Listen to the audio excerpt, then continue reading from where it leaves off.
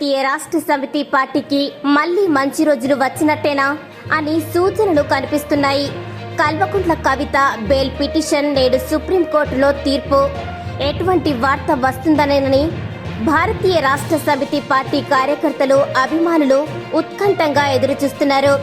Delhi liquor scam లో భాగంగా ఆరోపణలు ఎదుర్కొన్న కవిత గారు ఆ తర్వాత ఖండించడం జరిగింది. కానీ జనాల్లోకి మాత్రం తప్పు చేసిందన్న భావన బలంగా వెళ్లింది. 2 సార్లు అధికారంలోకి వచ్చిన కేసీఆర్ గారు మూడోసారి అధికారంలోకి వస్తారని భారతీయ రాష్ట్ర సమితి పార్టీ కార్యకర్తలు, అభిమానులు ఆశాభావం వ్యక్తం చేశారు. కానీ అలా జరగలేదు. కాళేశ్వరం డ్యాం అవినీతి అని, మరికొన్ని పథకాల్లో, నిర్మాణాల్లో అవినీతి చేశారని ప్రస్తుత ముఖ్యమంత్రి రేవంత్ రెడ్డి గారు ఆనాడు ఆరోపించారు.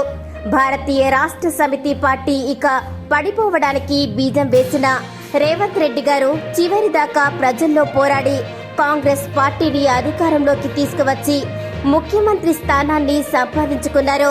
కల్వకుంట్ల కవిత అరెస్టుతో పార్టీ మొత్తానికి కష్టకాలం మొదలైంది.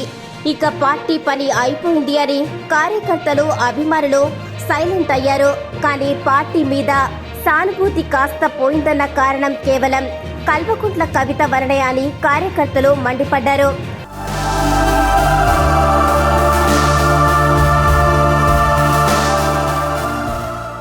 ఇది కేవలం భారతీయ జనతా పార్టీ చేస్తున్న కుట్ర అని ఆరోపణలు కూడా చేశారు.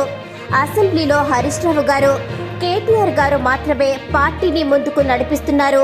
ఒక రకంగా ప్రభుత్వం పైన సవాళ్లకు ప్రతి సవాళ్లను ఎదుర్కొని ప్రతిపక్షంలో ఉండి కూడా ప్రజల్లో ఒక నమ్మకం కలిగించారు.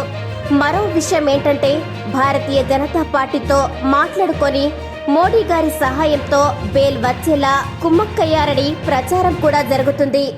అదే కనుక జరిగితే కాంగ్రెస్ ని దెబ్బ కొట్టి మోడీ గారితో కలిసి ప్రభుత్వాన్ని ఏర్పాటు చేస్తారన్న భావన కూడా ప్రజల్లో వెళ్తుంది. కానీ విశ్వసనీయ వర్గాల సమాచారం ప్రకారం బీఆర్ఎస్ పార్టీ శ్రేణులు మోడీతో ఉంటే మనకి పార్టీకి మంచి రోజులు వస్తాయని కేసీఆర్ గారికి సలహా ఇవ్వడం జరిగింది.